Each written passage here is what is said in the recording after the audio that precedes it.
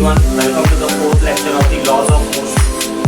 Today we are going to discuss one important question, that is derive F is equals to ma. This is the most important question of the physics, right? Let us see how do you derive. So answer will be, consider a body of mass m moving with initial velocity of u, right? That force F will be applied to it so that its velocity changes to v in time t. This is nothing but mathematical format of the Newton's second law. Rate of change of momentum is directly proportional to the force applied. At the end of the third chapter we had seen this derivation, but this is once again I am showing you in a neat and clean presentation way. Exactly this is how is expected in examination. We will fetch you full 3 or 4 marks. So let us see. Now we'll draw a diagram. So we have a body, right? This body is of the mass m. It is moving with some initial velocity u. Now the force is applied on the body. Because of the application of the force, velocity changes to v.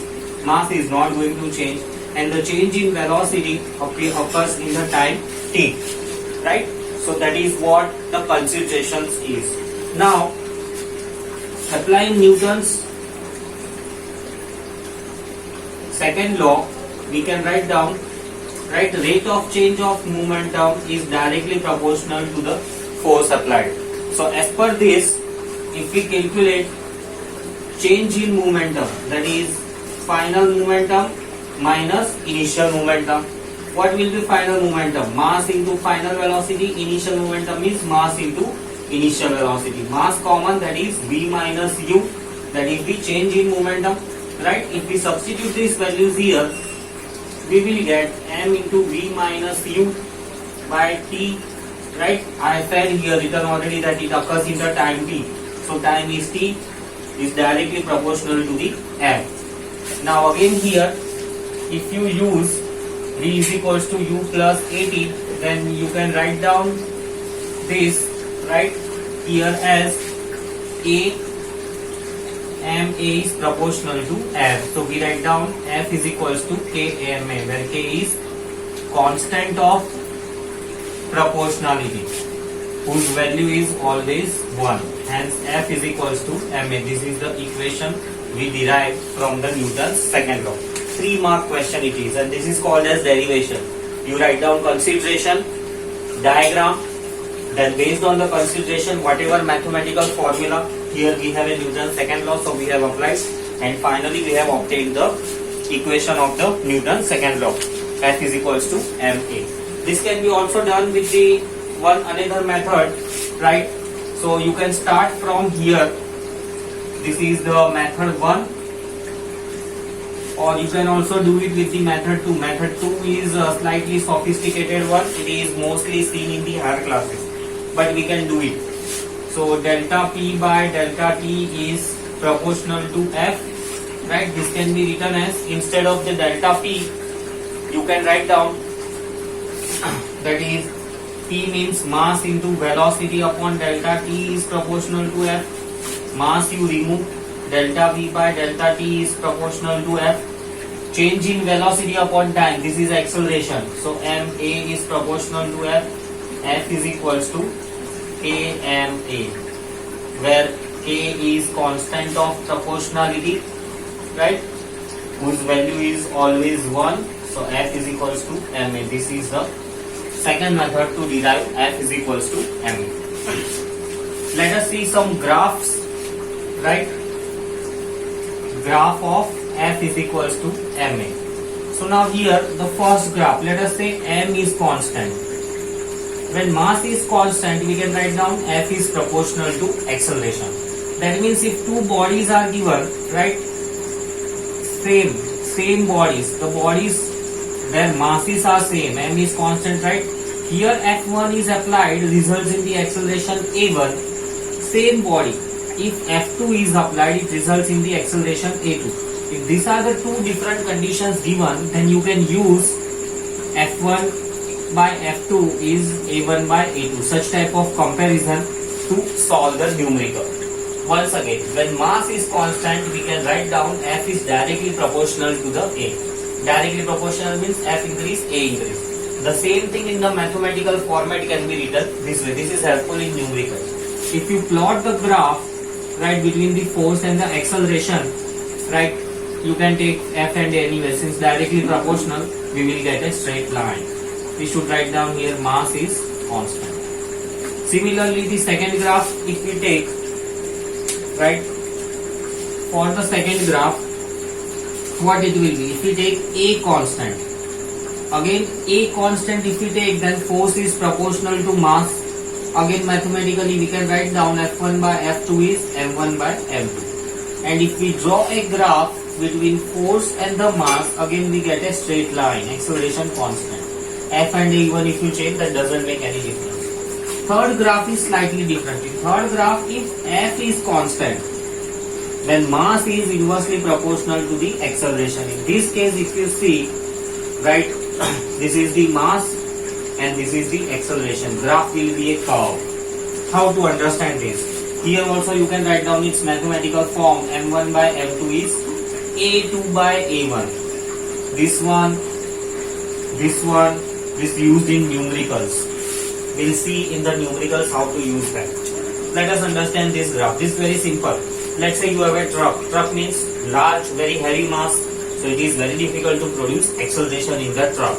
Let's say ball means a very small mass. Single person with just a kick, he can produce large amount of acceleration.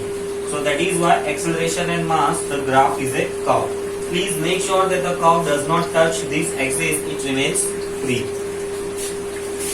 Right?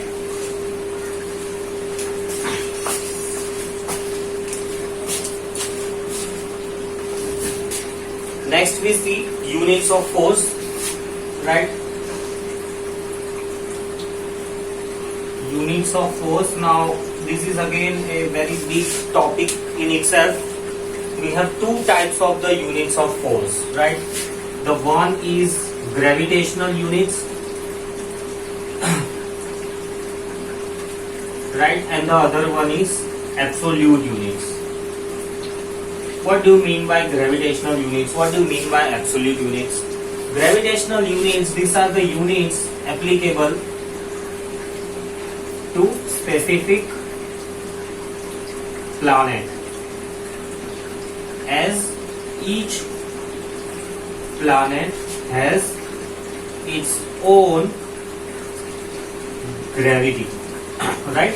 Earth has some gravity G, Moon has some gravity G. It may be a planet or maybe a satellite, anything, right? Then Mars has its own gravity. Absolute units. These are applicable to all the bodies in universe. To every object you can apply them. Let us see what are those units. So, SI and CGS. In SI, right, gravitational unit is kgf and CGS is gf. In absolute terms, SI unit is Newton, right? Its symbol is Newton. If you write Newton, it must begin with small n. That is a rule. And symbol is capital N. And CGS unit is Dian. Dian. Symbol, it is full word, you have to write down as a symbol, Dian. So this is gravitational units and this is absolute units. Let us try to define them. When the definition will help you to decode what does these words mean. So let us start with the definitions. So first we have the definition of the 1 kgf. So 1 kgf, it is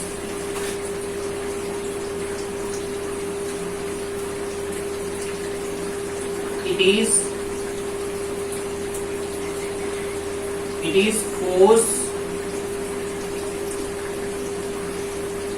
which produce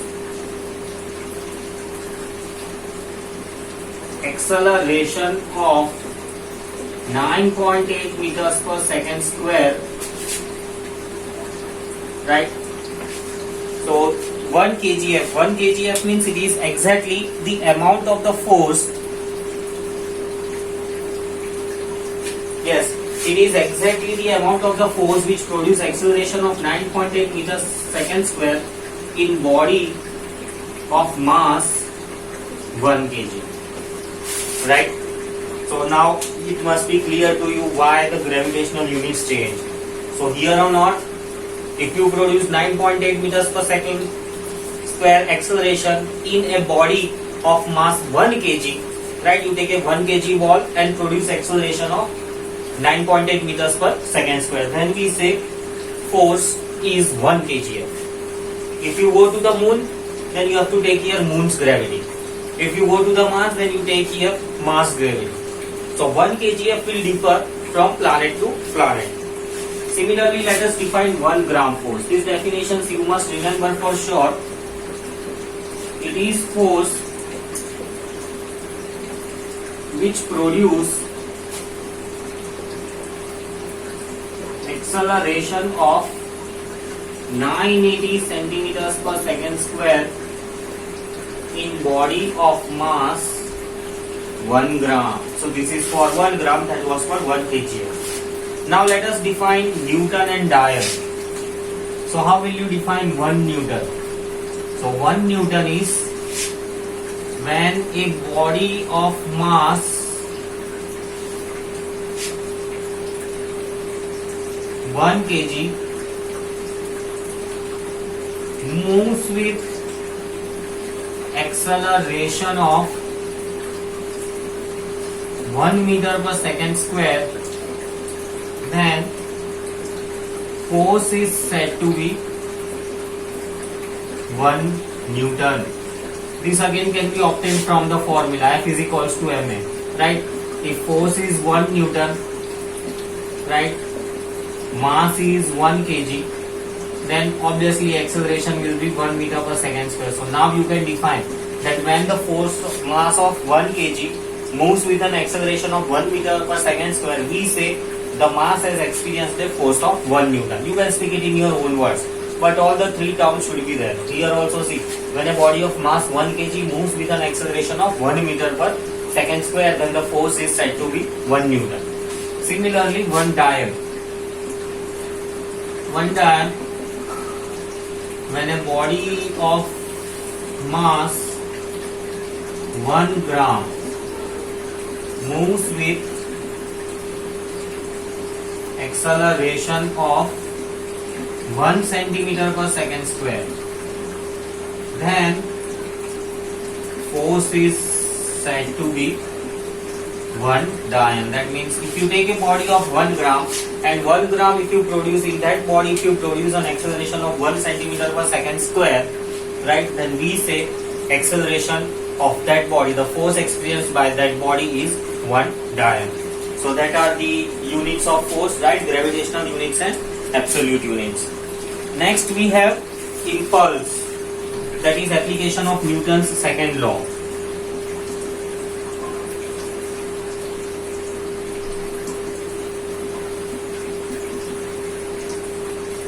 So what it is?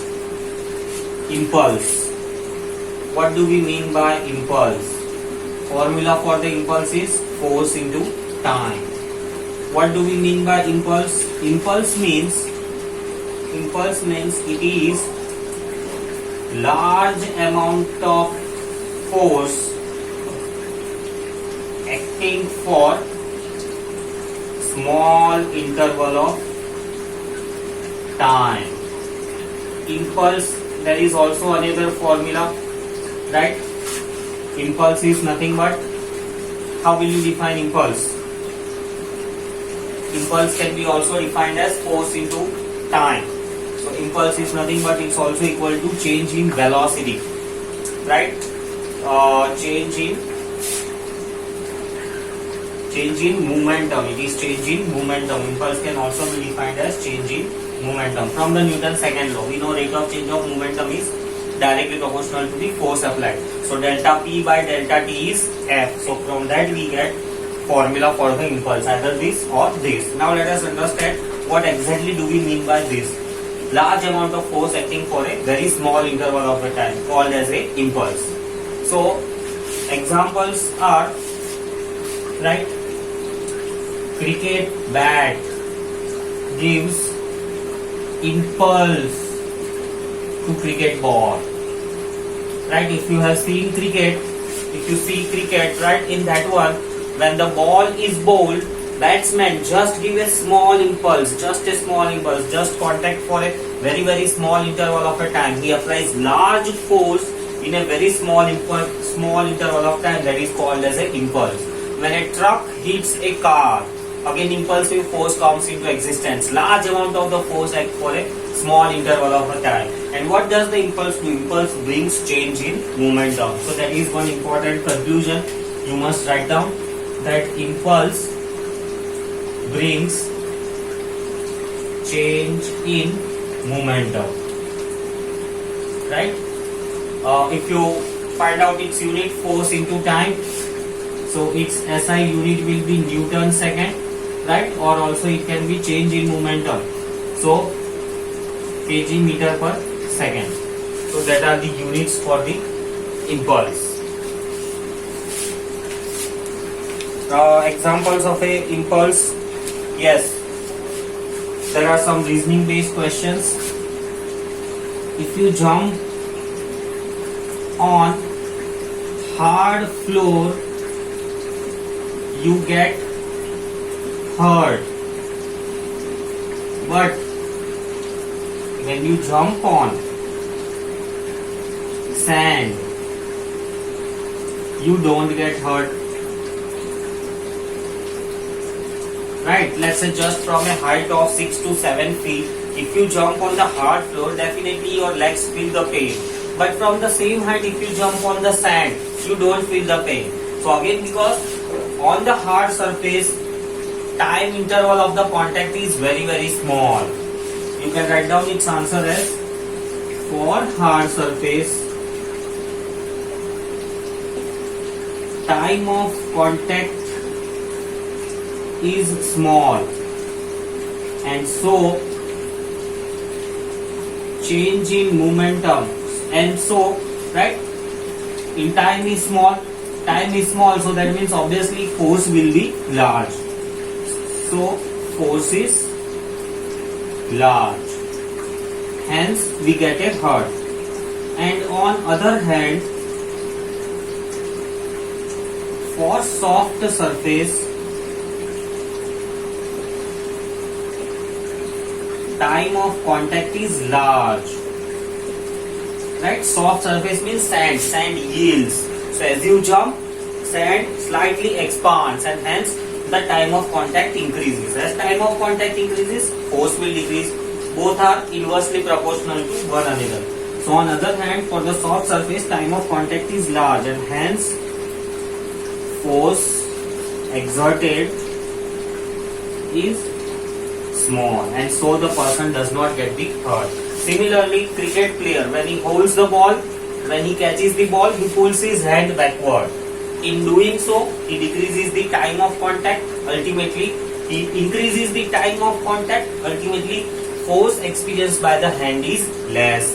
If you just keep your hands rigidly, ball comes and hit your hand will be hurted more, right? If you don't move your hands, time of contact is very small, force is large.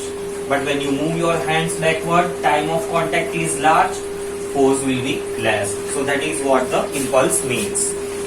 So that's enough. Next we'll be seeing Newton's third law.